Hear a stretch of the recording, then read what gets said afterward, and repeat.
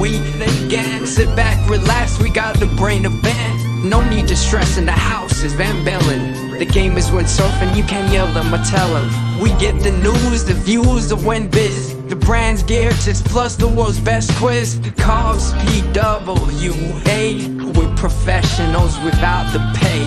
There's nothing in pole dancing that we won't chat. From tandem boards to a windsurfing cat. It's your one-stop shop for a laugh and listen. Tune in each week or you'll be doing the missing.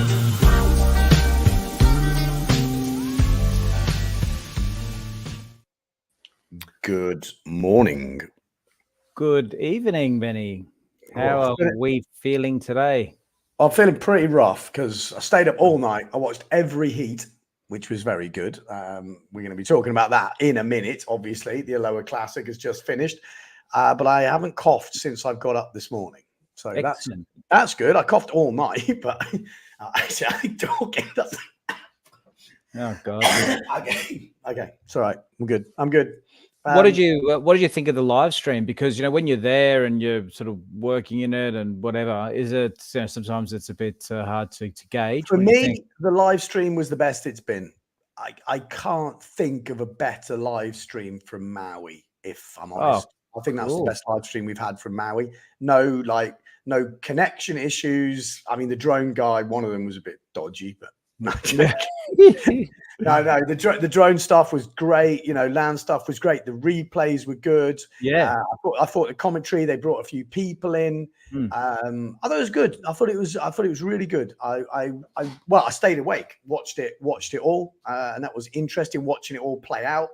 For anyone who hasn't watched it yet, spoiler alert, we are going to tell you who won and who won the world title. So if you're planning on watching it later, probably turn off now. But I thought a live stream was epic. What was super interesting for me was the conditions, because when it kicked off in the morning, I was like, the predictions we made yesterday, I was like, hang on a minute. I think I might need to change my things, because the first heat was kind of more European style. It felt like it was windy, it was gusty, it was a bit choppy on the wave. And I thought that could throw in a few different characters into that kind of top four. But then obviously it kind of went back to that full Maui, no wind, which we'll talk about the Graham Ezzy heat in a minute, because I'm sure he's going to talk about it at some point as well. I haven't spoke to Graham.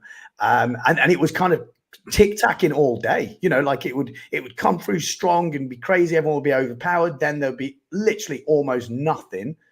And it was, but it was good. It was really good to watch. And some super close heats. I want to know from you guys at home, the title of this was Underscored. Who did you think was underscored? Did you think anyone was underscored? Did you think anyone was overscored? I want to hear from you guys, the guys that watch the stream, maybe the guys who are in Maui, and there is no blame at all. It's just your own personal opinion, because windsurfing, especially wave sailing, is some people have different preferences to what they like. And also, I've got to say, watching the stream, we don't get a consistent view. So let's say sometimes Mr. Van Bellen here is close in, super tight, low, whatever. And then other times the drone's a bit higher, or it's from the beach and it's from a different angle, or it's from behind. So it isn't always easy to compare. Like, it's not like comparing apples with apples. You've got different angles, and that does make a difference to how a wave can look to us at home, I would say, and the judges.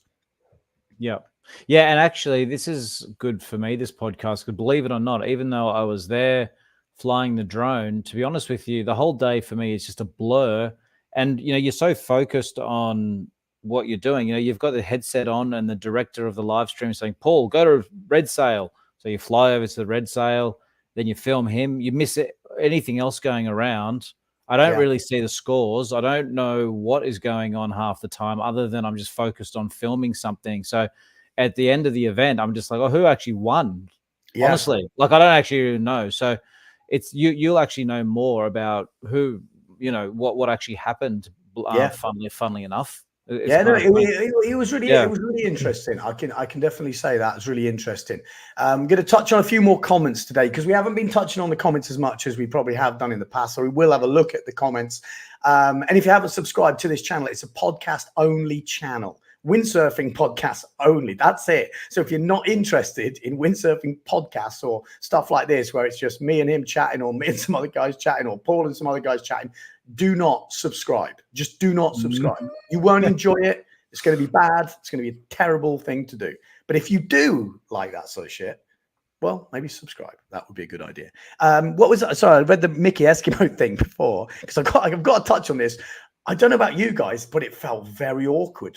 There was a really awkward moment, and I was at home and I felt it, and I was like, oh no, this feels weird. Well, I don't even know Mickey Eskimo was there. What happened? Well, he popped in. His opening line did swear in his opening line, but Kai, I think, was not super happy with this, and that kind of led that whole exchange, which was kind of weird. I thought it was funny. My initial thought, and I want to speak to Kai about this. I thought, have these two got like some previous beef? Is there any? It just felt weird. I don't know. You guys think it was kind of interesting to watch it. Oh, I missed all that moment of the live stream. We had Jason Pollock out was in the live stream. Did you know that? Yeah, actually, I did know that. Yeah, well, because I skipped through the live stream, just after the event, so I did see him. But finally, again, I didn't even hear any of the live stream because the live stream was happening back on the hill behind me, and I didn't have any of that, so I missed all that too. So, well, yeah. Lewis says best live feed ever. I totally agree. I thought the best one we've had for Hookipa really good, really solid. Split screen, Mango Tree was saying, I thought that definitely helped because you even if it's in the small screen, you just want to see it. When you're at home, you want to see all the bits. And we're going to touch on a few waves because there was a few things that, sitting at home, I was like, oh. And there was obviously there's, just to give you a bit of an overview, what we might talk about, there was one heat where 3 riders were level on points. Okay. That's crazy. Level on points. So we're going to go touch into that. Obviously, there's some super women heats and some really good performances from probably some riders that I didn't think were going to step up. And they did, like not on their natural tack. And I was really impressed actually watching some of that. Obviously, we've got to talk about the winners and the World Championships. Let's get that out the way. Who won the Aloha Classic? Well, in the women, Sarah Hauser. Obviously, she was one of the top seeds to take that victory. She's won it before. We're going to talk through that final. It was pretty much her and Sarah Quita. You got that feeling, even when we were doing our previews yesterday, I think both of us were like, well, I feel it's going to be one of those two, but they were pushed, but those two were definitely for me, standouts. And then in the men, Bernd Roediger. I mean, we got to talk about Bernd Roediger. I mean, he is actually. Go on. You want no. Sorry, no. You go. No, I was just gonna say, like, I think he thoroughly deserved it. He just looked in the zone. He was going for big moves when it counted and pulling them off. It just looked like he was super in the zone. And we've got to talk about him carrying around some music. What did he have? A boombox strapped to his shoulder or something? Well, you know how I said I had a cool story for you, Ben. I love this. I think this is amazing. So yeah, when I was filming him, you may have seen, you guys at home might have seen it, on the live stream. He had this yellow thing strapped to his back, and I thought that looks like a waterproof bag, but I couldn't really see it clearly. Thought it might be a flare. Yeah, I didn't know what it was, but then I messaged Bernd an hour ago or something, and he said he had his phone in there and he was listening to music, and then I was like, well, what music were you listening to? All right. And I asked Bernd if he doesn't mind if I share the message, and he's given me the green light. I think this is amazing. For me, he's like my do you know what music per heat? Because it was interesting. Well, his first heat wasn't so good, and I did hear the music choice for the first heat, and then I think he changed it up, and it was interesting if that really had the effect it had, because it was quite funny, actually. Well, he's given me okay, this is what he's written. He said lots of things, but my favorite moments happened at, right? So he seems to have remembered when the favorite moments in the heats and which songs were playing. But also he's for the grand finale, I'm gonna play you the song what he was playing in the final. All right. Okay. So okay. It's pretty cool, isn't it? It's pretty cool. Yeah. Right. So lots of things, but my favorite moments happened at Fade to Black Metallica. Talk to me, Stevie Nicks. Voices Carry Till Tuesday.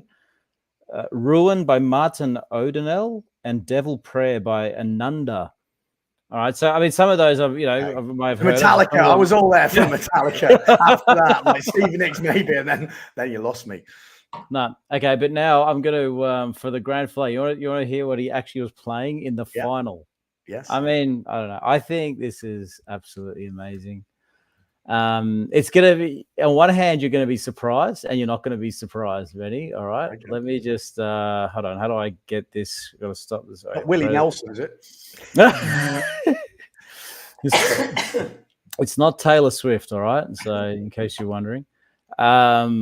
All right, you ready for it? I'm ready. Okay, hold on. Here it is.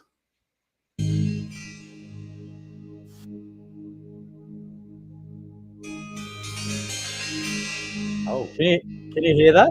I can hear that. This is like full meditation music, isn't it? Yeah, pretty much. This is like.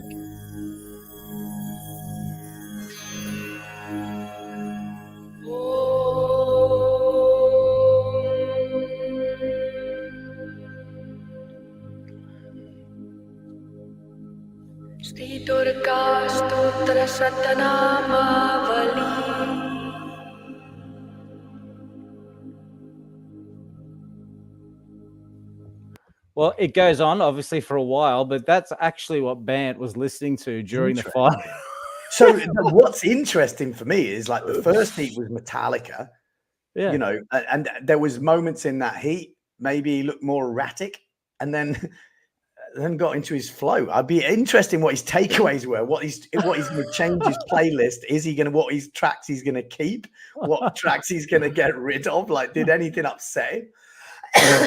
But you know what I just love about this story? Oh, sorry, you're right, Benny. The thing I love about this whole story is you're watching some of the most radical stuff, happening. Goiters on solid waves, and the best of the best shredding. And here's Bernd listening to Hindu music out of his phone, just strapped to the back of it. I mean, it's just, I don't know. You know what? This is quite crazy. I maybe need to get in touch with Bernd, although he probably won't want to do it now. He's mega famous. But I wanted to make, because I like listening to music when I'm sailing. But I and a few people tried with the waterproof headphones. I got contacted by a few people. It's just horrible sailing with stuff in your ear. Just don't like it. So I was like, why can't we make like a waterproof speaker that fixes onto the mast? Like in this day and age, you just need like a little MP3 player, like a tiny. They're tiny. It's just the speaker, and you could put it onto your mast, because then you could just have music. But then I kind of thought, would I be like the car boys that race around the car park and there's some guy blaring out some music and you're like, oh, piss off, Prophet. What's he playing here? And if everyone had it, it might be a bit dodgy. But actually, as soon as I saw him and I heard he had music, it brought me back to that thought. I thought, man, there's a market. There's at least one guy that could buy it here. I'd probably have to give it him anyway. I like it, Benny. Maybe you could contact a boom manufacturer, and it could sort of fit into the head of the boom. Just like slot in. Easy do it.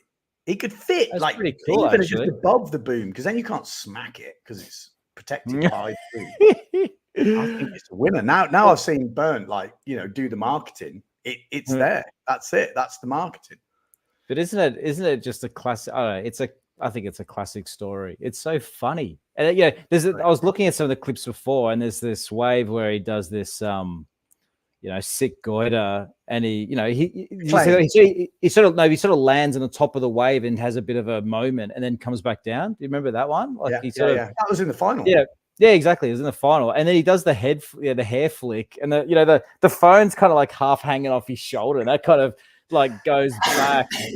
So he's not only is he like having to deal with like, you know, coming out of a goiter, he's got the phone half hanging off him. We should have like hair and stuff. Best burnt moments. Like I like the first, I think it was the first where the claim he lands the goiter, and then his claim is not even a claim. Like usually most people, they claim and they miss the rest of the wave. Whereas he claimed mid one-handed like bottom turn and turned it into kind of like a cool turn. I was like, man, I've just not got that. I don't ooze that style. Like I'm like holding on with just trying to make it, and he's just like, hey, flipping his friggin' hair around. I'm like, oh my god, if he doesn't win this, there's something wrong. Like, I'll be honest, he was the first name after watching the videos, the pre-videos, watching him sailing. He was my first name for that final. No joke. It was like he's getting there. And if anyone, and this sounds really ridiculous, and I apologize if it does sound ridiculous, because when I see all the videos and I see him free sailing, I'm like, Browne is the best. But actually, when I was watching the heats, I was thinking, ooh, he could have a moment. And maybe it's because he's got so much and can do so much. He's a bit more restricted when it gets into a heat. Whereas Bernd just looks like he don't give a shit. He just looks like he's going to do what he's going to do. It's like there's no thinking, which is the best way to sail. Again, it's obviously not easy. I heard his interviews and stuff afterwards actually kind of said that. I obviously know it's not easy, but when you're in that flow state and you just doing, it does look easy to everyone else, you know. Mm-hmm. But I'm sure like it was really interesting to watch. Yeah, but yeah, no, it was cool. And the women as well. I'm not sure how obvious it was through the live stream, but the women were amazing too, because when the women started, the wind just picked up. It did. Yeah, it was actually super windy. I don't know exactly how windy it was, but it looked easy 30 knots and maybe gusting beyond to 35, or I don't know. And offshore, so on the wave, it was even windier. Yeah, you know, you get your apparent wind as well. Yeah, so the poor ladies, I'm sure quite a few of them had, didn't have the right sails up or whatever, and they were dealing with it really well. I mean, even the drone, it was funny. The drone sometimes was starting to, like you're in front of the wave. Out at one point. It was starting to get sketchy. There was actually one moment where I almost lost it. The thing I was probably hovering, I don't know, 3 meters above the water, 4 meters or something, and it literally just dropped altitude. And I didn't skim the water, but it looked like it was gone. It was a goner, because it just, I don't know, you get these weird air pockets and stuff, like it's like sort of little weird things going on. So it was a little sketchy. When you see some of the best guys in the world getting smashed, like coming up to a lip, and then you get this weird gust where it does it here in Tonnelle, where I'm from, and it kind of comes from the top and pushes you offshore, so it comes at a different angle, and you can see it like, these are the best guys in the world. They don't make, massive mistakes. So what happens is when you see them get it all wrong, it's usually because the wind has shifted on them and puts them in like this awkward position, because they're already committed with a certain angle of wind and a wave, and then this gust changes and the wave is also awkward. And I saw some, like the Kami one looked pretty brutal. There was a few actually. There was a few. I also have another story which I'm not that proud of, but I'll admit it, because I won't do that again. But while sitting in the judges' tent, next to the judges, there was the table for Rudy and myself. There was 2 of us flying the drone, and we had this tiny little monitor. It's probably about this big, where we can actually see the live stream, just so we know roughly what camera is being used at the time.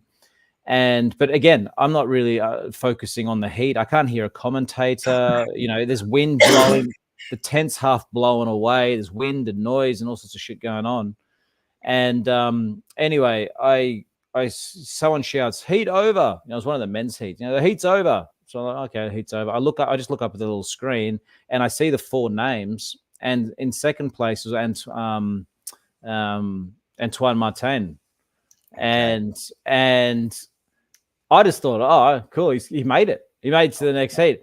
And then I go out to the hill, because my drone was coming down, and I had to change a battery. And as I'm doing that, I see him literally like very close to me, kind of sailing past the rocks. And I give him the old thumbs up, because I thought, because he was looking up at the judges, kind of, I guess, or I thought he was, and I was just like, "Hey, man, you did it."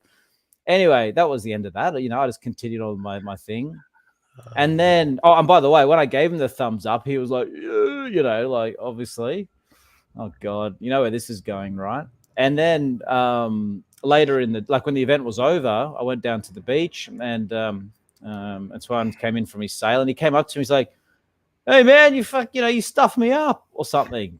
And I was like, "Oh yeah," like I didn't know what he was talking about. I didn't understand at first. And it's sort of, he said, "Yeah, man, you said I won. I didn't get through." And I was like, "What?" And then it twigged. I said, "What do you mean? Well, it said you were second or whatever." He said, "No, like a score dropped, and then I went to third." And I was like, "Oh fuck, I'm so sorry, man." Like I honestly didn't know. Someone said the heat was over. I look up at the screen and I just thought that was it. Like I didn't know that there was going to be a score. You know what I mean? Because what you guys were hearing at home was the commentator going, "Oh, Liam." I didn't see the Liam one or whatever it was. "Oh, there's a score coming. There's a score coming." I didn't hear any of that. Yeah, but it's happened before and it will happen again. It's the classic horrible. Yeah, you got it. Yeah, nice one. And then it's like, and the whip. It's quite deflating. I've been there. Yeah. So anyway, if you're listening, and I'm really sorry. I did obviously apologize a lot. I feel bad about that one, but anyway, it wasn't intentional, obviously. So all right. Should we have a look at the heats? Yeah, cool. All right, I'll bring it up. Where are we? Hold on, let me just get this back together. Live heats. Let's start with the women. Oops, okay. Hold on. Where are we? That's the men. Yep. Sorry, I'm just getting back to it. So it started today with the quarterfinals. Yep. Quarterfinals. It actually started. No, did not. Yes, you might be right. Oh, you might be right. You are right. Cool. All right. So maybe. Right. I'll let you do a bit of the talking here, Benny, because you're the one that's sort of watching it. Yeah. No. So interesting. What we need to do first is who were your picks for the women top 4 yesterday? I think it was Hauser, Sarah Quita, Coco, wasn't it? And maybe Maria Andres. I seem to remember. Or I mean that was my best guess. Yeah. Who was yours? I think yours wasn't that, but that's okay. Oh, okay. I can't actually. I think if I remember rightly, I think Sarah Quita, Maria Andres, Sarah Hauser, and I don't know the other one. Maybe Lisa Vermos, did you say? Yeah, I can't. I can't remember, but I know I was out. Yeah, I mean the main two that I mean out of the 4, it was obviously Hauser and Sarah Quita that I was kind of. I thought those two were the kind of ones we thought we were going to get there, and they got there. But the other two were definitely hard to pick, and I was just want to say I was impressed with all the sailing. I thought Lena Erpenstein put on a pretty solid show, and for a moment it looked like she was going to make that final. And what's interesting is, which the scores don't kind of look like here, but. If we go to the semi-final, Sarah Quita won it, but she only won it with that 5-5, which was basically on the buzzer. And the difference would have been Sarah Quita wouldn't have made the final. Lena would have made the final, and that would have meant Lena would have been the world champion. Wow. And it was literally on the buzzer, if I remember rightly. Let me know in the comments if that's wrong, but I'm pretty sure that's how it played out. It literally last wave coming in, it was like, and she put down a 5-5, and that was the difference. Coco was winning pretty much all the way through, and Lena was second. So that was, that's a big moment. Lena to win a world championship, finishing in Maui, beating Sarah Quita in that heat to clinch the world title would have been huge. And just that wave right at the end of a 20-minute heat or whatever it was, wow, it come down right to the last minute. So that I thought that was like a big moment, I would say. Coco Vavo, I've got to say, really stood out. I thought she was really good picking off some big waves. Yeah.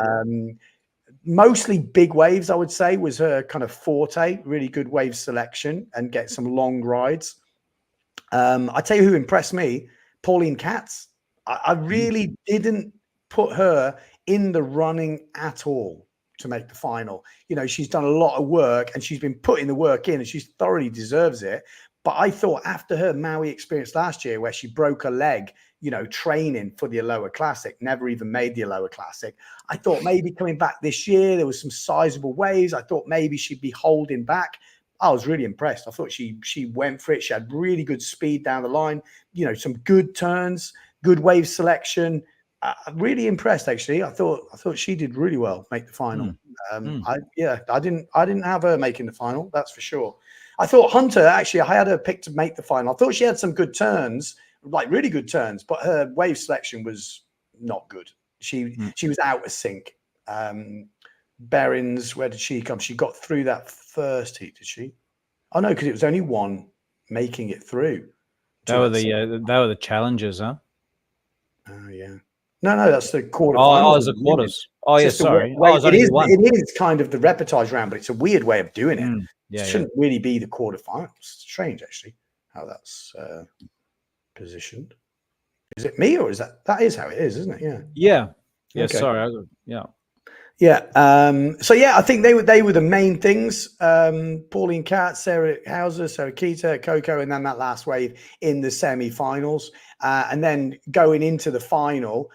Well, this was interesting for me. And this is where I'd like to get people at home, because I thought in the final, both riders, Hauser and Sarah Quita, sailed really good. But I maybe thought Sarah Quita was a bit underscored. Now, I don't know if that was me watching, not in Maui, different angles, whatever. Not to say that she would have won, like, because I thought they were both really good, and I think they both would have deserved to win. But I thought there wasn't 2 points in it, if I'm honest. That was my feeling watching. There was I thought Sarah Quita had some long rides with some really powerful turns, and Sarah Hauser as well. But I thought the score, maybe for even Sarah Quita's one of the first waves, that 5-5, I thought that was quite low. And then there was a 6-5 compared to the 8 of Hauser. I thought, well, you know, I'm not sure it was 1.5 points better. Like, I don't know where that 1.5 points came from. Again, this is not me trying to like say, oh, the judges are shit, because I thought the judges were pretty good all day. But it was just my feeling watching it. I didn't think there was 2 points in it. I thought it was super close. Okay. I'm going to go with that. Maybe Sarah Quita was a bit underscored. Is my take on that. That's what I would say.